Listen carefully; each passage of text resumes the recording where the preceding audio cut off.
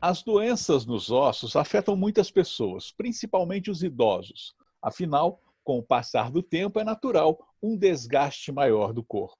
Dessa forma, o ortopedista é o especialista responsável para cuidar das patologias relacionadas aos distúrbios que envolvem essa área. Esse profissional é capacitado para diagnosticar, tratar e prevenir disfunções e lesões ligadas à locomoção humana, envolvendo ossos, músculos, ligamentos, nervos, tendões e articulações. Para falar mais sobre esse assunto, o nosso convidado no canal BOL é o Dr. Sessui Malaquias Paes Ferreira Lopes, especialista em ortopedia e traumatologia pela Sociedade Brasileira de Ortopedia e Traumatologia, especialista em ortopedia e traumatologia também pela Sociedade Latino-Americana de Ortopedia e Traumatologia. Dr. Sessui também é especialista em ortopedia e traumatologia pela Associação Médica Brasileira, membro titular da Associação Brasileira Ortopédica de Osteometabolismo, médico ortopedista do Núcleo de Ortopedia e Traumatologia de Barbacena, médico cooperado e atual diretor administrativo da Unimed Barbacena. É também médico perito federal do INSS, aposentado. Dr. Sessui, seja bem-vindo ao canal BOL. É uma grande satisfação participar do Barbacena Online, Ricardo. Uma saudação especial a você. Trata-se de um assunto da maior importância e muito vasto, mas vou deixar de lado os dados estatísticos e tentar fazer uma síntese que possa orientar a todos os seus internautas. Claro. Doutor, os idosos, eles estão mais suscetíveis às doenças envolvendo essa área ortopédica devido ao envelhecimento natural do corpo. Quais são as principais doenças que acometem essa população e como a prevenção, como prevenir essas doenças? Além das doenças de cunho geral, como hipertensão arterial e doenças cardíacas, doença pulmonar crônica, diabetes, hipotireoidismo e outras doenças glandulares, falta de vitaminas, patologias psiquiátricas, cerebrais, renais e do fígado, são muito frequentes a artrose, a osteoporose e os chamados reumatismos, que, ao contrário do que se pensa, nem sempre acometem somente os idosos. Uma maneira boa de prevenção, né, que a gente recomenda desde a infância e a adolescência, é a prática regular de exercícios físicos, sempre bem orientados por fisioterapeutas ou por professores de educação física, para que a pessoa tenha uma rotina salutar durante toda a sua vida. É muito importante também frisar que, às vezes, a pessoa não tem necessidade de fazer exercícios muito forçados. A regularidade é muito maior do que o exercício forçado. E uma outra coisa também muito importante, Ricardo, é a situação da saúde como um todo, como a gente falou. É importante que a pessoa tenha um controle da sua saúde, né, durante a sua vida, ao longo do tempo. As coisas vão acontecendo gradualmente e muitas vezes são negligenciadas. Por exemplo, o tabagismo. Tem pessoas que fumam desde muito jovens e isso traz muitas repercussões no futuro. Então, em outras palavras, seria a recomendação de uma alimentação sadia, uma dieta balanceada, exercícios físicos supervisionados e cuidados da sua saúde como um todo, né?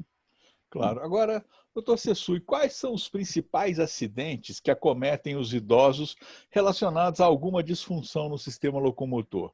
E, por favor, também, quais são os tratamentos disponíveis nesse caso? E ainda, se houver necessidade de uma intervenção cirúrgica, as taxas de recuperação, elas são positivas? Uma ótima pergunta, Ricardo. Os principais acidentes são as quedas, que podem provocar traumatismos cranianos, fraturas, entorses e ferimentos corpo-contusos, por exemplo, que tendem a ser mais graves quanto maior for a idade do paciente. As fraturas de coluna vertebral, punho e fêmur, por exemplo, são frequentíssimas na população idosa e, em grande parte dos casos, exigem tratamento cirúrgico. Como é do conhecimento de todos, os idosos são propensos à osteoporose, principalmente as mulheres em face da menopausa. Isso não exclui os homens também de serem portadores de osteoporose. Devem ser sempre analisados os casos de pessoas acima de 60 anos, que hoje se considera no Brasil como o indivíduo idoso, né? A legislação prevê assim. A gente sabe que em algumas partes do mundo, nos países mais desenvolvidos, considera-se 65 anos. As taxas de sucesso são altas, mas, sem dúvida, o risco aumentado de mortalidade nessa faixa etária, não só pelas lesões em si, mas também pelas frequentes complicações pós-operatórias, pelas doenças concomitantes e pelo elevado uso de medicamentos para o tratamento dessas doenças. Ou seja, nessa faixa etária, a gente tem, sim, a gente consegue sucesso nos tratamentos preconizados, não só conservadores, né, ou seja, não operatórios, não cirúrgicos, mas também nos casos de tratamento cirúrgico. Tem certas doenças, Ricardo, certas fraturas, por exemplo, que exigem um tratamento cirúrgico precoce, tipo a fratura de fêmur em pessoa idosa, para que ela seja colocada em posições anatômicas e com isso, a gente evite escaras de decúbito, alterações de circulação, como tromboses, embolias, patologias pulmonares, né? Então, tem certas doenças que o tratamento cirúrgico é imperativo. Desta forma, a gente recomenda sempre que a pessoa faça a prevenção, como a gente vai expor mais à frente, para que se evite esse tipo de problema, né? É importante frisar também que os medicamentos usados nas pessoas mais idosas, assim como todos eles, nem todas as pessoas, mas nas pessoas idosas, os efeitos colaterais costumam ser muito severos, tipo hipotensão postural, que seria a tonteira ao se levantar da posição deitada, principalmente, fraqueza muscular, sonolência, dormências, e tudo isso aumenta em muito o risco de quedas e fraturas. Agora, essa parcela idosa, até muito bem colocada, né, que no Brasil a gente considera idoso a partir de 60 anos em função das questões jurídicas, mas as pessoas ainda têm até uma certa vitalidade, tanto maior que aumenta-se o prazo até para aposentadoria e outras questões nesse contexto. Mas a parcela idosa ela está em crescimento no Brasil. E segundo a Pesquisa Nacional por Amostra de Domicílios, o PNAD, divulgada em 2018, o Brasil tem cerca de 28 milhões de idosos, que é o equivalente aí a 13,5% da população. Agora, pensando nesse envelhecimento da população, doutor Sessui, sobretudo aqui em Barbacena, o senhor considera que temos uma rede eficiente de atendimento aos idosos e mais ainda, a assistência médica no geral, ela está preparada para receber e para tratar as patologias mais frequentes desses indivíduos nessa faixa etária? Na verdade, Ricardo, a medicina evoluiu muito nos últimos anos, trazendo inegável melhora na saúde em si e no atendimento à nossa população. Mas ainda existe uma lacuna a ser preenchida no que se refere à assistência ao idoso e ao incentivo às boas práticas de prevenção de uma velhice com problemas. Nos países desenvolvidos, como o Japão, por exemplo, os idosos são tratados como pessoas sábias e que merecem todo o respeito. Isso os estimula a continuar trabalhando e evita a sensação de abandono e inutilidade. A meu ver, os nossos hospitais, de um modo geral, estão bem aparelhados para o atendimento aos idosos e também à população como um todo. A gente percebe que aqui em Barbacena, e talvez na região também, a gente percebe que ocorre, digamos assim, uma certa distribuição não oficial, obviamente, entre os hospitais. Por exemplo, Ibiapaba é referência em cardiologia e oncologia. A Santa Casa, em obstetrícia, pediatria, nefrologia, e, para te ser honesto, eu não tenho certeza sobre, ainda também em relação à neurologia, até um tempo atrás era. A gente tem, depois da instalação do hospital regional, A gente teve um atendimento de urgência a acidentes de toda e qualquer natureza, assim, incentivado e acolhido por esse hospital, de uma forma até bem interessante. Muitos pacientes que por lá passam e até mesmo colegas que lá trabalham prestam depoimentos muito positivos em relação ao hospital regional. A gente sabe que, por ser um hospital de atendimento de urgência, né, às vezes a coisa fica um pouco tumultuada em face do elevado número de casos que lá ocorrem. Mas eu acho que, de uma maneira geral, o atendimento lá é muito bem feito.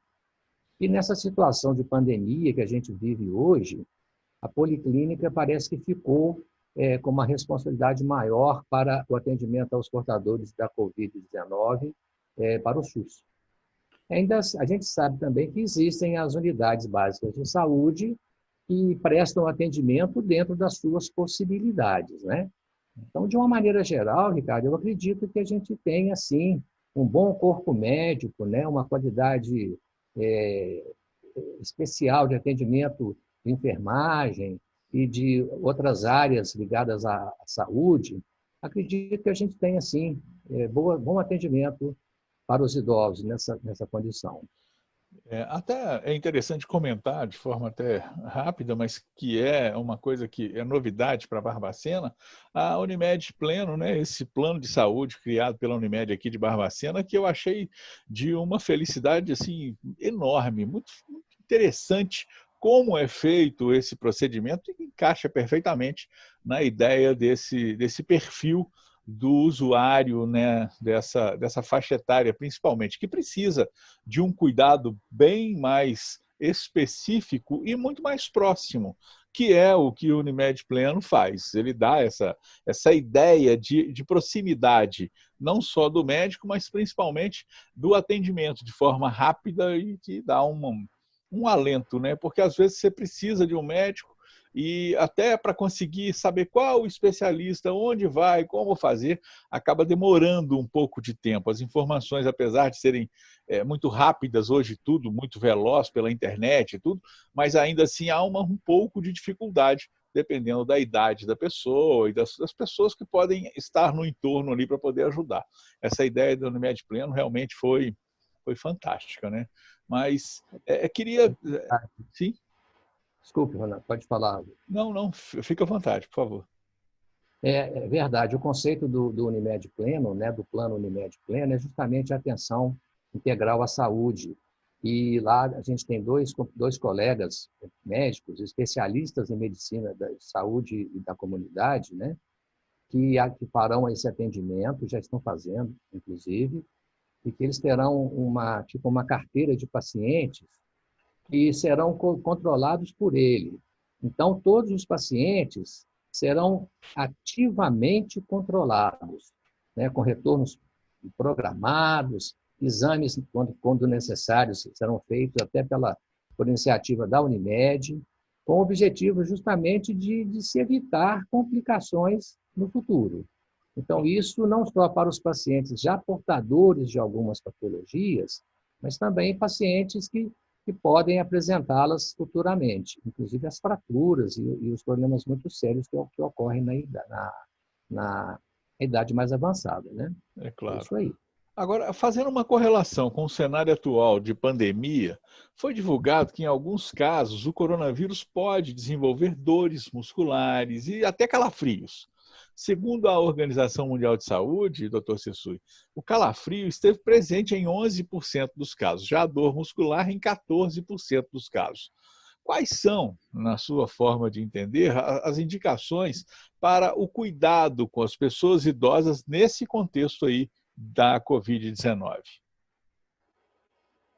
Bom, além dos cuidados indicados a toda a população, né, como em relação à pandemia, como distanciamento social, uso de máscaras, álcool em gel, e evitação de aglomerações, dentre outros, é fundamental o apoio integral aos idosos, evitando que sofram depressão, ansiedade e angústia, ou que tenham piora das doenças pré-existentes por falta de cuidados adequados e falta de controle da medicação que usam.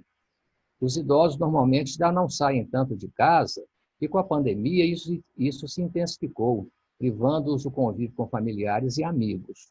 Então, em relação a isso aí, foi até interessante a sua pergunta, Ricardo, porque existem muitas doenças viróticas que se assemelham muito à Covid, né? Então, muitas vezes a pessoa tem sintomas que são comuns a outras patologias. E como hoje a preocupação maior da população, no geral, é com a Covid, é importante que sempre que tenha alguma dúvida, né, alguns sintomas que não resolvam de uma forma mais rápida, que essas pessoas procurem os seus médicos assistentes, os planos de saúde, a Unimed, no caso, né, que tem uma carteira bacana em relação a esses pacientes e que tem condições de dar um atendimento adequado e esclarecendo a situação, se é mesmo a Covid ou não, porque a gente sabe, até mesmo uma gripe forte ou uma sinusite aguda, até mesmo uma pneumonia, derruba também, não só os idosos, principalmente, mas também qualquer um de nós. Aliás, eu não posso falar muito não, né, Ricardo? Porque eu já estou com 64 e sou idoso. Não é nada. Ainda vai longe. Se Deus quiser. Mas eu digo assim, são coisas que devem ser bem pesquisadas, né? E isso é a atenção dos médicos como um todo e no sistema de saúde do Brasil e até do mundo. Eles têm que estar preparados para dar esse atendimento e definir logo essa questão. Porque uma doença do porte da Covid, quando não conduzida adequadamente desde o início, pode trazer consequências seríssimas, como a gente sabe, né? É claro. Agora, já se aproximando do fim da nossa entrevista, duas perguntas para a gente encerrar, mas as duas numa só. Quais os principais cuidados que se devem ter com os idosos? E ainda, quais os principais indicativos que apontam que é hora de se procurar um ortopedista? Boa pergunta, Ricardo. Permita-me somente inverter a resposta, a ordem das respostas, porque para a gente deixar bem claro os cuidados que a gente deve ter com as pessoas, de um modo geral, mas principalmente os idosos, né? O sintoma que mais leva os pacientes ao ortopedista é a dor, seja ela espontânea ou ligada a algum tipo de trauma, mesmo que de pequena intensidade. Também são relatadas inchação nas articulações, fraqueza muscular, dormências, tonteiras, falta de ânimo, e dentre outras queixas que são comuns na idade mais avançada. Alguns cuidados podem evitar as quedas e proporcionar mais qualidade de vida. Em cima desse detalhe, a Sociedade Brasileira de Ortopedia e Traumatologia procura divulgar esses cuidados de uma forma bem ostensiva, bem intensa mesmo. E são principalmente evitar tapetes soltos, as escadas e corredores dentro de casa devem ter corrimão dos dois lados, usar sapatos fechados e consolados de borracha, colocar tapetes antiderrapantes nos banheiros, evitar andar em áreas com piso úmido, isso é muito comum, às vezes a própria pessoa, né? Não só a idosa, mas de um modo geral é mais a idosa que está fazendo a limpeza do chão, da cozinha, né? De uma área assim com piso frio, aquilo está molhado e está com sabão, acaba provocando quedas e fraturas mesmo, né? Evitar encerar a casa, evitar móveis e objetos espalhados pela casa, principalmente os móveis pontiagudos. Por que a gente fala isso? É muito comum o paciente cair até da própria cama, às vezes à noite, ou mesmo durante o dia, quando está descansando, às vezes ele cai da cama e bate com a cabeça na quina do criado mudo, algumas vezes trazendo lesões cortantes, né, cortocontusas, mas às vezes trazendo traumatismos cranianos significativos, com resultados nem sempre muito bons. Deixar uma luz acesa à noite, tem pessoas que se levantam habitualmente, até mais de uma vez à noite, para ir ao banheiro, então tem que deixar uma luz sempre acesa, não precisa ser uma luz forte, uma luz que dê condições de ela se locomover com segurança dentro de casa, né? Outra coisa interessante é colocar o telefone em local acessível. Tem uma paciente, que é até minha mãe, que teve uma fratura de fêmur há 2 anos e pouquinho. Ela caiu na casa da minha mãe, na casa dela, à noite, e teve uma fratura de fêmur. E se a minha irmã não estivesse em casa, ela ia passar a noite na área externa. Ela foi buscar alguma coisa lá e caiu e quebrou a perna. Nossa. Esperar o ônibus, que o ônibus pare completamente para que você suba ou desça dele. A gente sabe que os motoristas nem sempre são gentis e, às vezes, já arrancam antes da pessoa terminar a subida ou mesmo a descida da lotação. E outra coisa também que eu acho fundamental é utilizar sempre a faixa de pedestres e usar bengalas, muletas ou instrumentos de apoio quando necessário. A gente sabe, Ricardo, que algumas pessoas, os mais vaidosos, podemos dizer assim, são muito resistentes ao uso desses instrumentais de apoio. E bengala, não vou usar bengala e tudo, e não quer usar de forma alguma, e isso não é bom, né? Além dos problemas médicos propriamente ditos, as quedas representam um custo social, econômico, psicológico enorme para as famílias e para as pessoas idosas. Mas eu acredito, Ricardo, que se a gente adotar essas medidas, a gente pode evitar esse tipo de custo e desses transtornos familiares para o paciente e para os pacientes, né? E trazer segurança e carinho aos nossos entes queridos. Existem muitos sites, né, ligados a esse tipo de coisa, sites muito interessantes até, não só brasileiros, mas também estrangeiros, que falam muito sobre isso. Dados estatísticos muito bem definidos em relação à idade, à previsão de sobrevida e tudo mais. Eu achei que fugiu um pouco do escopo dessa entrevista hoje, mas, no fundo, as pessoas mais velhas são consideradas até mesmo inúteis, né? E isso é muito ruim para elas, do ponto de vista psicológico, isso deve ser muito combatido. E a gente espera que o governo, de modo geral, e até a sociedade em si, traga mecanismos e condições para que essas pessoas mais idosas possam ser aproveitadas, né? A gente costuma falar que a hora que a gente está mais experiente, com mais conhecimento de causa, a gente para. E, de repente, pessoas que precisam até trabalhar para se sustentarem, elas não conseguem emprego. Então, isso gera uma cascata muito grande em relação à situação não só dessas pessoas em si, mas também do grupo familiar. Hoje a gente sabe que muitas pessoas mais jovens estão retornando da casa dos pais por falta de condições de autossustentação. Eu acho que é isso, Ricardo, sobre o que a gente poderia falar de uma maneira geral. Se eu puder esclarecer alguma outra coisa, estou às ordens. Não, claro, doutor. Eu queria até já deixar o convite para voltar numa próxima oportunidade aqui no Canal BOL para a gente continuar conversando sobre essas questões que são muito importantes. São questões que a população precisa tomar conhecimento e, mais do que isso, saber como agir em determinadas circunstâncias. Muito obrigado pela sua participação conosco aqui no Canal BOL, no Barbacena Online, na Rádio Sucesso FM, e a gente espera realmente tê-lo novamente em outra oportunidade. Sou eu que agradeço, Ricardo, o convite. É uma honra, é um prazer estar com vocês aí, com seus internautas. E sempre que possível, suas ordens, tentando trazer alguma coisa que seja positiva para a nossa população aí. Bom, muito obrigado, felicidades para você e para todos aí. Muito obrigado. E se você gostou dessa entrevista, dê um like e não esqueça de se inscrever em nosso canal para receber as novidades assim que elas forem divulgadas no nosso canal do YouTube. Canal BOL, aqui tem conteúdo de qualidade. Olá, o Barbacena Online convida você para participar de nosso canal. É muito fácil, curta o vídeo, clique no botão de se inscrever aqui embaixo e no sininho para receber notificações sempre que tivermos um novo vídeo. Aqui tem conteúdo de qualidade.